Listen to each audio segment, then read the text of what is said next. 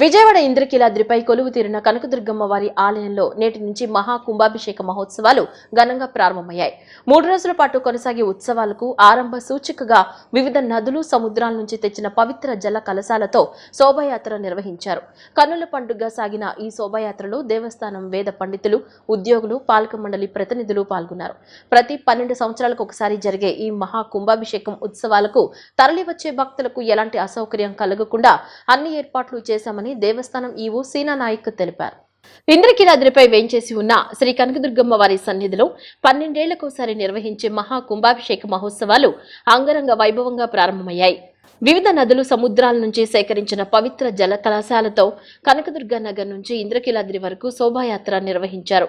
దేవస్థానం chairman Borra Radhakrishna, EO సీనా నాయక్, స్థానాచార్యులు విష్ణుభట్ల శివప్రసాద్ శర్మ, వేద పాఠశాల విద్యార్థులు జల కలశాలను ధరించి కనకదుర్గ నగర్ నుంచి ఊరేగింపుగా ఇంద్రకీలాద్రికి తరలి వెళ్లారు. అనంతరం పవిత్ర జల కలశాలను శ్రీ మల్లేశ్వర స్వామివార్లకు శ్రీ కనకదుర్గమ్మ తల్లి సన్నిధికి తీసుకువెళ్లి అటు నుంచి యాగశాలకు చేర్చారు. అనంతరం గణపతి పూజలు, కుంభాభిషేక మహోత్సవాలకు శ్రీకారం చుట్టారు.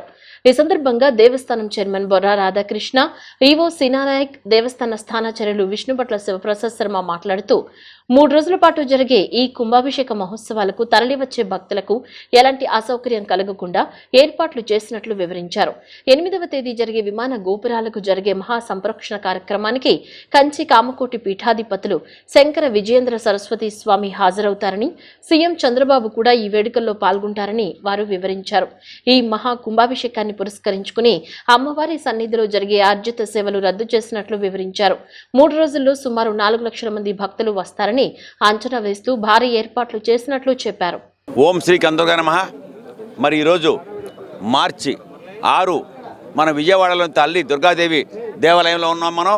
మరి ఈరోజు మనం కుంభాభిషేకం సందర్భంగా మరి అంగరంగ వైభవంగా భక్తులతో, మరి అలాగే అచ్యుత స్వాములతో, పండితులతో, మరి అట్లాగే మరి సిబ్బంది అందరితో, మా ట్రస్ట్ బోర్డుతో కలిసి కింద కనకదుర్గా నగర్ నుంచి నదీ జలాలతో మొత్తం మనం ఎన్నైతే నదీ జలాలు తెచ్చామో, సముద్ర జలాలు తెచ్చామో అక్కడి నుంచి ఊరేగింపుగా వచ్చి మన ఇవాళ శివాలయం చుట్టూ ఆ స్వామికి చూపించి అక్కడి నుంచి వచ్చి ఆ దుర్గాదేవి ముందుగా ఆమెకు చూపించి నదీ జలాలని చుట్టూ తిరిగి వచ్చి ఇక్కడ రావడం జరిగింది.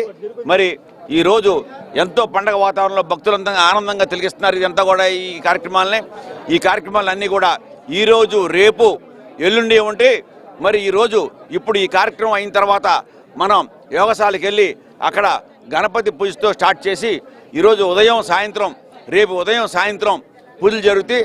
ఎల్లుండి 9:34 గంటలకి మరి స్వామీజీ శ్రీ శ్రీ శ్రీ శంకర జయేంద్ర సరస్వతి వారి ఆధ్వర్యంలో, మరి ముఖ్యమంత్రి గారి ఆధ్వర్యంలో చంద్రబాబు నాయుడు గారు కూడా వస్తున్నారని చెప్పి తెలియపరిచారు మాకు.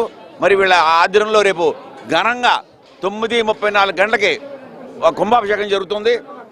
ఈ కార్యక్రమం మీరంతా కూడా రిలే ఇచ్చి భక్తులందరూ కూడా కంఫర్ట్గా మేము అందరూ దర్శనాలు చేస్తాం. అన్ని ఏర్పాట్లు చేస్తాం. భక్తులు ఎంతమంది వచ్చినా కూడా మరి అలాగే మరి ఈ భక్తులు వచ్చిన వాళ్ళకి తిలకిస్తానికి పైకి అందరూ వెళ్ళడం కుదరదు కాబట్టి స్క్రీన్లు పెట్టడం జరిగింది. ఎండకు కూడా మేము టెంట్లు వేయడం జరిగింది. మరి కార్పెట్లు ఏ ఇబ్బంది లేకుండా భక్తులు తిలకిస్తానికి అన్ని ఏర్పాట్లు చేశాం. జై భవాని, జై భవాని. శ్రీ దుర్గా మల్లేశ్వర స్వామి దేవస్థానం నందు 12 సంవత్సరాలకు ఒకసారి జరిగే ఈ మహా కుంభాభిషేకం వైదికంగా జరుగుతూ ఉంది. ఈ కార్యక్రమానికి సంబంధించి ఇటు వైదిక సిబ్బంది, ఇటు ట్రస్ట్ బోర్డు మెంబర్సు, మా యొక్క సిబ్బంది అందరం కలిసి కూడా ఈ యొక్క 12 సంవత్సరాలకు వచ్చే ఈ కుంభాభిషేకం ఎంతో వైభవోపేతంగా జరగాలనే ఉద్దేశంతో దాదాపు 15 రోజుల నుంచి కూడా ఈ ఏర్పాట్లు జరుగుతూ ఉన్నాయి.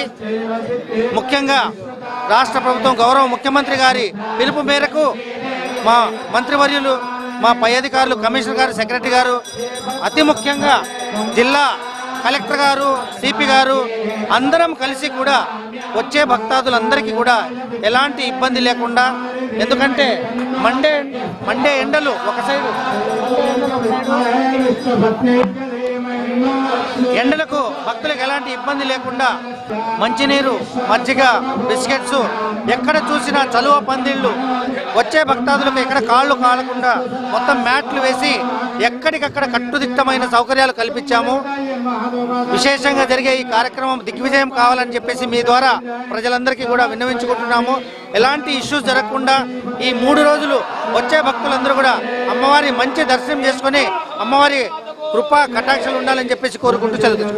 ఈ 12 సంవత్సరాల కాలచక్రంలో జరిగేటటువంటి ఎటువంటి దుష్పరిణామాలన్నీ కూడాను నివారణ అవ్వటము, మనం చేసేటటువంటి క్రతువులన్నీ కూడాను సద్యఫలాన్ని ఇవ్వటము, మరి వాటితో పాటుగా రాష్ట్రము దేశము సుభిక్షంగా ఉండటం కోసమని, ముఖ్యంగా అమ్మవారి యొక్క యంత్ర శక్తి పెరగటం కోసమని, తేజస్సు, ఆలయ తేజస్సు, చిత్కళా సిద్ధి పెరగటం కోసమని చేసేటటువంటిది సర్వప్రాయశ్చిత్త పూర్వకంగా అనేక నదులు మనకి, ఎందుకంటే 12 సంవత్సరాలకి 12 జీవనదులు ఉన్నాయి. ఈ 12 జీవనదుల్లో కూడా ఆ నదీ తీర్థాన్ని తీసుకురావడం జరుగుతున్నది, తీసుకొచ్చాము. ఆ తీర్థం అంతా కూడాను మన కనకదుర్గ నగర్ నుంచి ఈరోజు శోభాయాత్ర చేసుకుంటూ వేదమంత్రాల మధ్యన అటు మల్లేశ్వర స్వామి వారికి ఇటు దుర్గామ్మ వారికి కూడాను ఆ కలశాలన్నీ కూడాను చూపించి, మరి నూతనంగా నిర్మించినటువంటి యాగశాలలో ఈ కలశాలు స్థాపన చేసి ఈరోజు విఘ్నేశ్వర పూజ, పుణ్యాహవచనము, అంకురారోపణ, మంటపారాధన కార్యక్రమాలు చేస్తూ మరి సాయంత్రం 4:30 గంటలకి అగ్ని ప్రతిష్టాపన చేయడం జరుగుతుంది.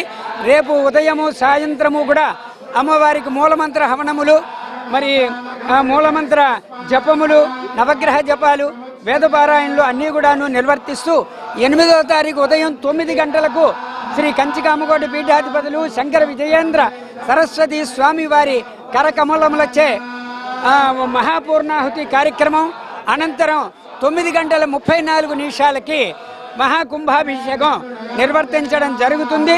మరి దీంతో పాటుగా మన రాష్ట్ర ముఖ్యమంత్రి గారు, రాష్ట్ర రాజు అయినటువంటి ముఖ్యమంత్రి గారు కూడాను వస్తున్నారని చెప్పని తెలిసింది. మరి వారు మరి అలాగే శంకర విజయేంద్ర సరస్వతి స్వామి వారు ఈ కుంభాభిషేకాన్ని నిర్వర్తిస్తారు. మరి అందరూ కూడాను భక్తులు అందరూ కూడా 50 మంది కూడా అమ్మవారిని దర్శనం చేసుకుని ఆయురారోగ్య ఐశ్వర్యాలతో ఉండాలి. వీటన్నిటికీ కూడాను మీడియా తరఫున అందరూ కూడాను చక్కని ప్రజలందరికీ ఈ యొక్క కార్యక్రమం విశేషాలన్నీ అందిస్తున్నటువంటి మీరు అందరికీ కూడా అమ్మవారి యొక్క ఆశీస్సులు కలగాలని కోరుకుంటున్నాము. ఇటువంటి క్రతువులు చేయటం వల్ల దేశం సుభిక్షంగా ఉంటుంది, శత్రుపీడలు పోతాయి, రాష్ట్రం శాంతి సుభిక్షంగా ఉండి సస్యశ్యామలంగా ఉంటుంది. పాలకులు చక్కని పరిపాలన ఇచ్చి ప్రజల్ని చక్కగా సుభిక్షంగా చూడటం జరుగుతుంది. జై దుర్గా భవానీ, జై జై భవానీ. రాష్ట్రంలో పేదరికాన్ని సంపూర్ణంగా రూపుమాపి పేదల జీవన ప్రమాణాలను పెంపొందించడమే లక్ష్యంగా జీరో పావర్టీ మిషన్ ను సమర్థవంతంగా అమలు చేయాలని ముఖ్యమంత్రి నారా చంద్రబాబు నాయుడు అధికారులను ఆదేశించారు. SHGలకు సంబంధించి ఈ వ్యవస్థల నెట్వర్క్ ద్వారా 1.3 కోట్ల కుటుంబాల ఆదాయం పెరిగేలా చర్యలు తీసుకోవాలని సూచించారు. అమరావతిలో సెర్ప్, మెప్మా, RTGS విభాగాలతో జీరో పావర్టీ మిషన్ కుటుంబ సాధికారతపై ముఖ్యమంత్రి సమీక్ష నిర్వహించారు. సమీకృత వ్యూహంతో రాష్ట్రంలో పేదరిక నిర్మూలనకు కార్యాచరణ చేపట్టాలని సీఎం సూచించారు. గ్రామీణ, పట్టణ ప్రాంతాల్లో మహిళా స్వయం సహాయక సంఘాల సంస్థలు సెర్ప్, మెప్మా, RTGS వ్యవస్థలను సమన్వయం చేస్తూ జీరో పావర్టీ మిషన్ ను ముందుకు తీసుకువెళ్లాలని ముఖ్యమంత్రి స్పష్టం చేశారు. ఈ అంశంపై వివిధ దేశాలు, రాష్ట్రాల్లో అమలవుతున్న అత్యుత్తమ పేదరిక నిర్మూలన విధానాలను అధ్యయనం చేయాలని ముఖ్యమంత్రి పేర్కొన్నారు. 2047 స్వర్ణాంధ్ర మిషన్ లక్ష్యాలకు అనుగుణంగా రాష్ట్రంలో జీరో పావర్టీ మిషన్ సమర్థంగా చేపట్టాల్సి ఉందన్నారు. రాష్ట్రంలో పేదరిక నిర్మూలన మిషన్ కు సంబంధించి కేంద్రం అమలు చేస్తున్న నేషనల్ రూరల్ లైవ్లీహుడ్ మిషన్ ద్వారా వచ్చే ఆర్థిక సంవత్సరంలో 1100 కోట్లను సమర్థంగా వినియోగించుకునేలా కార్యాచరణ చేపట్టాలన్నారు. అటు జాతీయ అర్బన్ లైవ్లీహుడ్ మిషన్ ద్వారా పట్టణ ప్రాంతాల్లోనూ పేదరిక నిర్మూలన కోసం ప్రణాళికలు చేయాలన్నారు. వీటితో పాటు స్వయం సహాయక సంఘాలు తయారు చేసే ఉత్పత్తులకు స్వయం పేరిట బ్రాండింగ్ ఇచ్చి మార్కెటింగ్ సౌకర్యం కల్పించాలని ముఖ్యమంత్రి ఆదేశాలు జారీ చేశారు. ప్రభుత్వ పథకాలు, P4 విధానం, స్వయం సహాయక సంఘాల సహకారంతో ప్రతి కుటుంబం ఆర్థికంగా నిలదొక్కుకోవాలని ముఖ్యమంత్రి ఆకాంక్షించారు. ఈ కార్యక్రమాన్ని మార్గదర్శి బంగారు కుటుంబం MBK 10-20గా పిలవాలని సూచించారు. సమాజంలో అట్టడుగున ఉన్న 20% మందిని ఆర్థికంగా ఎగువన ఉన్న 10% స్థాయికి తీసుకురావడమే లక్ష్యంగా పనిచేయాలని సీఎం స్పష్టం చేశారు. పేదరికం నుంచి బయటపడిన వారికి ఒక గౌరవప్రదమైన పేరును ఖరారు చేయాలని అధికారులకు సూచించారు. ప్రభుత్వ పథకాల అమలును వ్యక్తిగతంగా కాకుండా ఫ్యామిలీ యూనిట్ గా పరిగణించాలని సీఎం సూచించారు. ఏపీలో అంతర్జాతీయ స్థాయి థీమ్ పార్కుల ఏర్పాటుకు కూటమి ప్రభుత్వం సిద్ధంగా ఉందని శాసనసభలో మంత్రి కందుల దుర్గేష్ వెల్లడించారు. ప్రైవేటు పెట్టుబడులను ఆకర్షించేందుకు ఏపీ పర్యాటక విధానం 2024-29 ద్వారా భారీ రాయితీలు కల్పిస్తున్నామని చెప్పారు. గుంటూరు జిల్లా వట్టి చెరుకూరు మండలం కర్నూతల గ్రామంలో డిస్నీ వరల్డ్ ఏర్పాటుకు ఇన్వెస్టర్లు ముందుకొస్తే సహకరించేందుకు ప్రభుత్వం సిద్ధంగా ఉందని స్పష్టం చేశారు. ఇమాజికా, వండర్లా వంటి ప్రముఖ సంస్థలతో పర్యాటక శాఖ చర్చలు జరిపామని పేర్కొన్నారు.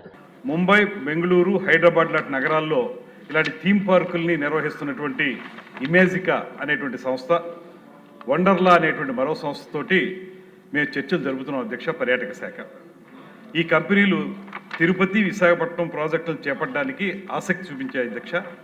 అయితే దీని నేపథ్యాన్ని కొంత మనం దృష్టిలో పెట్టుకున్నట్లయితే ప్రధానంగా ఈ డిస్నీ ల్యాండ్ లాంటి ప్రాజెక్టులు చాలా ఎక్కువ పెట్టుబడి అవసరమైనటువంటి ప్రాజెక్టులు అధ్యక్ష. $1 బిలియన్ మేర అత్యంత భారీ ప్రైవేట్ పెట్టుబడులు అవసరం అవుతాయి అధ్యక్ష. ప్రపంచవ్యాప్తంగా ఇటువంటి థీమ్ పార్కులు ఎప్పుడు కూడా ప్రైవేట్ కంపెనీలే టేకప్ చేసినాయి అధ్యక్ష. ప్రభుత్వాలు కేవలం భూమి ఇవ్వటం కానీ, లేకపోతే ఇన్సెంటివ్స్ ఇవ్వటం కానీ, సపోర్ట్ సిస్టమ్ డెవలప్ చేయడం కానీ ప్రభుత్వాలు చేస్తాయి. కానీ పెట్టుబడులు మాత్రం ప్రైవేట్ రంగంలోనే. ఇందాక గౌరవ సభ్యులు చెప్పిన విధంగా పీపీపీ మోడల్లో చేయడానికి ప్రభుత్వం ముందుకు వస్తుంది అధ్యక్ష. దాని ప్రకారమే 2024-29 మన పర్యాటక విధానం ఏదైతే ఉందో దాని ప్రకారంగా ఎలాంటి ప్రాజెక్టులు కానీ, 5 స్టార్ హోటల్స్ కానీ, ఇతరత్ర పర్యాటక రంగానికి సంబంధించినటువంటి కార్యక్రమాలను చేపట్టడానికి, ప్రోత్సహించడానికి కూడా ప్రభుత్వం అనేక రాయితీలను ప్రకటించింది అధ్యక్ష. అందులో ప్రధానంగా 40 కోట్ల వరకు 5% నుంచి 10% వరకు ఫిక్స్డ్ క్యాపిటల్ ఇన్వెస్ట్మెంట్ సబ్సిడీ కానీ, 100% స్టాంప్ డ్యూటీ రియంబర్స్మెంట్ కానీ, 100% ల్యాండ్ కన్వర్షన్ ఫీజు ఎగ్జంప్షన్ కానీ, అదేవిధంగా ఇండస్ట్రియల్ టారిఫ్ ప్రకారం విద్యుత్ ఖర్చులు ఏముంటాయో ఎలక్ట్రిసిటీ ఛార్జెస్, పవర్ ఛార్జెస్ వాటి రియంబర్స్మెంట్ కానీ, 7 నుంచి 15 ఏళ్ల పాటు 100% SGST రియంబర్స్మెంట్ కానీ, అదేవిధంగా 3 ఏళ్ల పాటు EPF, ESIలో 50% నుంచి 100% వరకు రియంబర్స్మెంట్, మెగా మరియు అల్ట్రా మెగా ప్రాజెక్టుల కోసం కేస్ బై కేస్ ఆలోచించి వాళ్ళకి చాలా సపోర్ట్ ఇవ్వటం.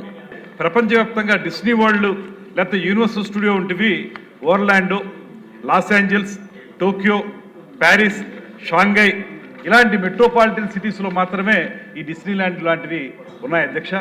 వీటికి ఖర్చు సుమారుగా 35,000 కోట్ల నుంచి 60,000 కోట్ల వరకు అవుతుంది. దానికి ఎలా ఖర్చు పెడతారంటే ఎప్పుడైనా సరే డిమాండ్ సప్లై అనే దాని మీద ఆధారపడి ఉంటుంది కనుక ఇంత ఖర్చు పెడితే దాని రిటర్న్ వస్తుందా లేదా అనేటువంటి ఆలోచించాలి. ఆ దేశాల్లో ఆ రకమైన రిటర్న్ వస్తుంది. మన దేశంలో వచ్చేటప్పటికి మన స్పెండింగ్ కెపాసిటీ ఎంత ఉంది, మన ఫుట్ఫాల్ ఎంత ఉంది, పర్టికులర్ ప్లేస్లో మనం డిస్నీ ల్యాండ్ లాంటిది ఏర్పాటు చేస్తే ఎంతమంది పర్యాటకులు వస్తారు, వాళ్ళ యొక్క స్పెండింగ్ కెపాసిటీ ఎలా ఉంది, పర్చేసింగ్ కెపాసిటీ ఎలా ఉంది, ఇవన్నీ ఆలోచిస్తే మనకి ఇవాళకి కూడా మనకు ఒక్కొక్క పర్యాటకులు 20,000 నుంచి 21,000 మాత్రమే స్పెండింగ్ కెపాసిటీ మన దగ్గర ఉంది అధ్యక్ష. ఉపాధి హామీ పథకం కింద పల్లె పండుగ రూపంలో గ్రామీణ రోడ్ల నిర్మాణం చేపట్టామని మంత్రి నాదెండ్ల మనోహర్ చెప్పారు. సీసీ రోడ్లు, బీటీ రోడ్లు, ఇంకుడు గుంతలు, మ్యాజిక్ డ్రైన్లు నిర్మిస్తున్నామన్నారు.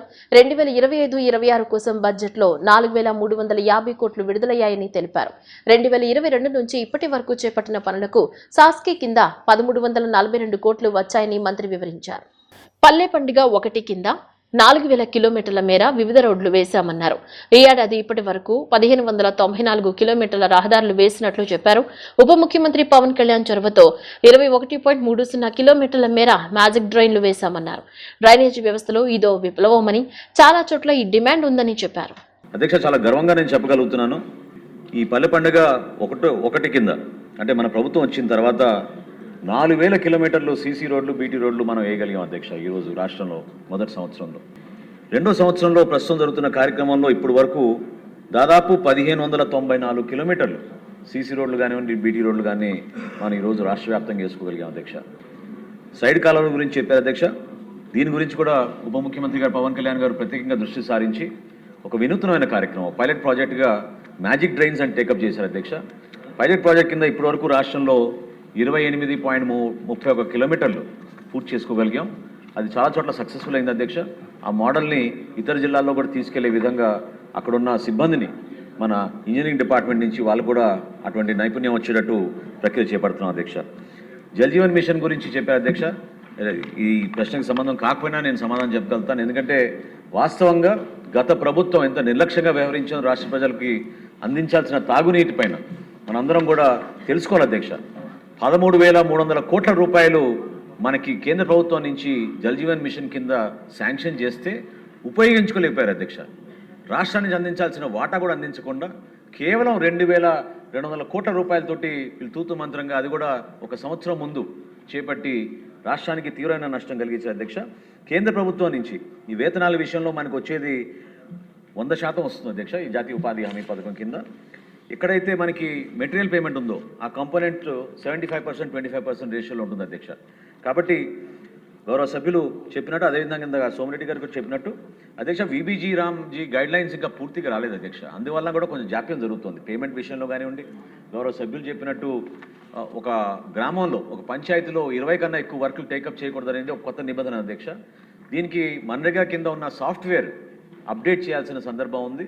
రాష్ట్ర ప్రభుత్వం మన పంచాయతీరాజ్ విభాగం కూడా కొత్తగా సాఫ్ట్వేర్ ఒకటి తయారు చేసి ఎక్కడైతే వర్క్స్ జరుగుతున్నాయో రియల్ టైం మానిటరింగ్ జరిగేటట్టు మనం ఈ రోజున ప్రతి ఒక్కరికి అందుబాటులో ఉండేటట్టు ఈ సమాచారం పెట్టాం అధ్యక్ష.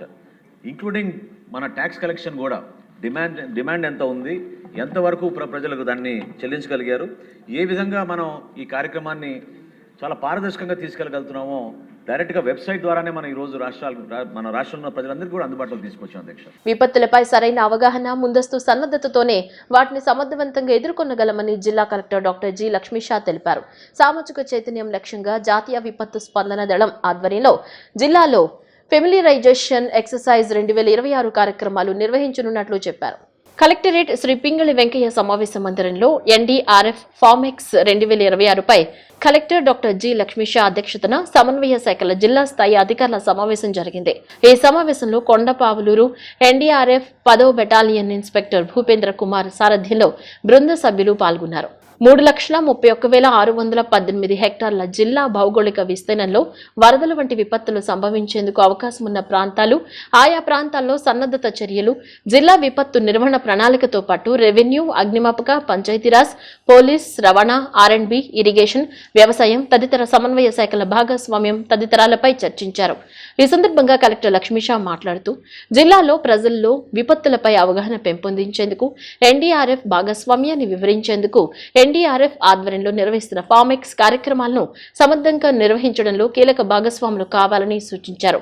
షెడ్యూల్ ప్రకారం జిల్లా వ్యాప్తంగా 15 రోజుల పాటు వరద ప్రభావిత ప్రాంతాలు, పాఠశాలలు, కళాశాలలు, వివిధ పరిశ్రమలతో పాటు నెహ్రూ యువ కేంద్ర సంఘటన్, ఆపద మిత్ర, ఎన్ఎస్ఎస్ తదితర వాలంటీర్లతో గౌరవ ప్రజా ప్రతినిధుల సహకారంతో సామాజిక అవగాహన, సన్నద్ధత కార్యక్రమాలు ఉంటాయని కలెక్టర్ లక్ష్మీషా వివరించారు. ఏపీ శాసన మండలి శుక్రవారం ఉదయం ప్రారంభమైంది. సభ మొదలైన వెంటనే గీతం యూనివర్సిటీ 5,000 కోట్ల భూ దోపిడీపై చర్చించాలని వైసీపీ వాయిదా తీర్మానం ఇచ్చింది. అయితే వైసీపీ వాయిదా తీర్మానాన్ని చైర్మన్ కొయ్యే మోషన్ రాజు తిరస్కరించారు. దీంతో సభలో వైసీపీ సభ్యులు ఆందోళనకు దిగారు. ప్లకార్డులతో పోడియం వద్ద నినాదాలు చేశారు. వైసీపీ ఎమ్మెల్సీల తీరుపై చైర్మన్ ఆగ్రహం వ్యక్తం చేశారు. మీకు రోజు అలవాటుగా మారింది అంటూ ఫైర్ అయ్యారు. వాయిదా తీర్మానం ఆమోదం పొందదని తెలిసి ఎందుకు ఆందోళన చేస్తున్నారని చైర్మన్ ప్రశ్నించారు. వైసీపీ సభ్యుల ఆందోళనల మధ్య చైర్మన్ ప్రశ్నోత్తరాలను ప్రారంభించారు. వైసీపీ ఎమ్మెల్సీ నిరసనతో సభలో గందరగోళం నెలకొనడంతో చైర్మన్ సభను కొద్దిసేపు వాయిదా వేశారు. ఏర్పాటు ద్వారా పెట్టుబడులను ఆకర్షించడం మరియు యువతకు ఉపాధి అవకాశాలు సృష్టించడంలో ప్రభుత్వం మంచి దిశగా ముందుకు సాగుతుంది. ముఖ్యంగా పరిశ్రమలకు అవసరమైన మౌలిక సదుపాయాలు, ప్రోత్సాహకాలు అందిస్తూ ఈ రంగాన్ని వేగంగా అభివృద్ధి చేయడానికి గౌరవ ఐటీ, ఎలక్ట్రానిక్స్ అండ్ కమ్యూనికేషన్ మంత్రివర్యులు చేస్తున్న కృషి అభినందనీయం అధ్యక్ష. ప్రస్తుతం ప్రపంచవ్యాప్తంగా ఎలక్ట్రానిక్స్ తయారీ రంగం వేగంగా అభివృద్ధి చెందుతుంది అధ్యక్ష. మేక్ ఇన్ ఇండియా మరియు డిజిటల్ ఇండియా కేంద్రంలో నరేంద్ర మోడీ గారి నాయకత్వంలో అధ్యక్ష అద్భుతంగా ఎలక్ట్రానిక్స్ మ్యానుఫ్యాక్చరింగ్ పెద్ద ఎత్తున ప్రోత్సహించడం జరుగుతుంది.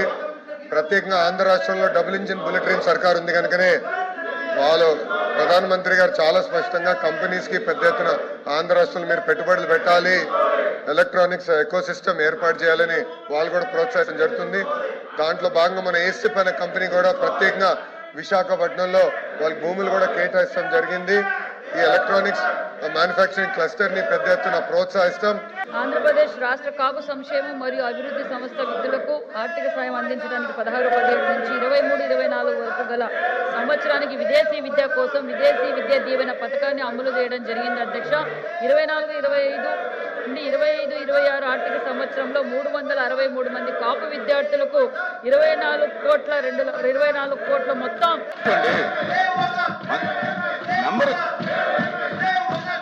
కూర్చోండి, దయచేసి కూర్చోండి.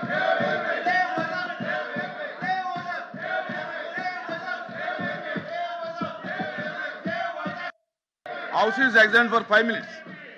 ప్రత్యేక ఆర్థిక మండళ్లకు భూ సేకరణలో భూములు కోల్పోయిన రైతులకు పరిహారంపై ఏపీ అసెంబ్లీలో చర్చించారు. ఈ విషయంపై ఎమ్మెల్యేలు సుందరపు విజయ్ కుమార్, యనమల దివ్య ప్రశ్నించారు.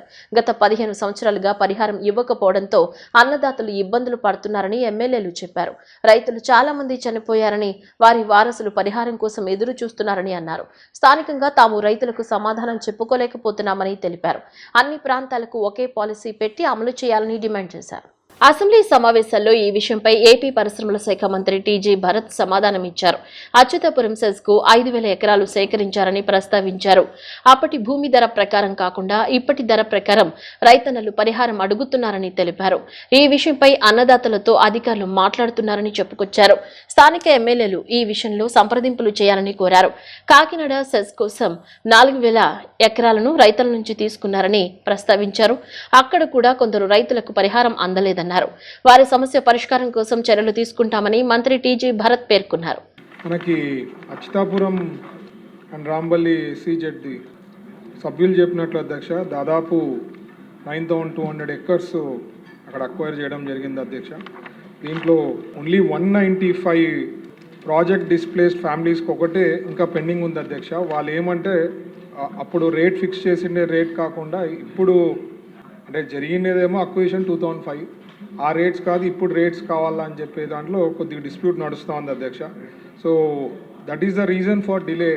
లేకపోతే 2.73 crores ఇచ్చేకి ఏపీఐసికి ఇష్యూనే కాదు అధ్యక్ష. So that discussion is going on. Collector గారు కూడా రెగ్యులర్ ఫాలోఅప్ చేస్తున్నారు. అది అయినంత త్వరలో సార్ట్అవుట్ చేస్తే బాగుంటుంది అధ్యక్ష. ఈవెన్ సభ్యులు కూడా రిక్వెస్ట్ చేస్తున్నాం వాళ్ళతో మాట్లాడి కోఆర్డినేట్ చేసి అక్కడ ఉండే వాళ్ళతో. ఎందుకంటే అప్పుడు ఒకరికి స్టార్ట్ చేస్తే అప్పుడు రేట్లది కాకుండా ఇప్పుడు రేట్లది ఎవరికైనా ఇచ్చినామంటే ఇంక అందరూ అడుగుతారు కదా అధ్యక్ష. So that is the major issue. లేకపోతే 2.73 crore అనేది it's not a big amount అధ్యక్ష to settle. That's the major issue. అదే కాకుండా ల్యాండ్ అక్విజిషన్ చేసేటప్పుడు different formats, different subjects, different area, different సబ్జెక్ట్స్లో బట్టి డిసిషన్ తీసుకుని ఇచ్చారు. ఇంక్లూజివ్ గ్రోత్ ప్రకారం ప్లాన్ చేసి చేస్తుంటారు అధ్యక్ష. ఒక్కొక్క చోట పూలింగ్ అనుకోండి, ఒక చోట అక్విజిషన్ అనుకోండి.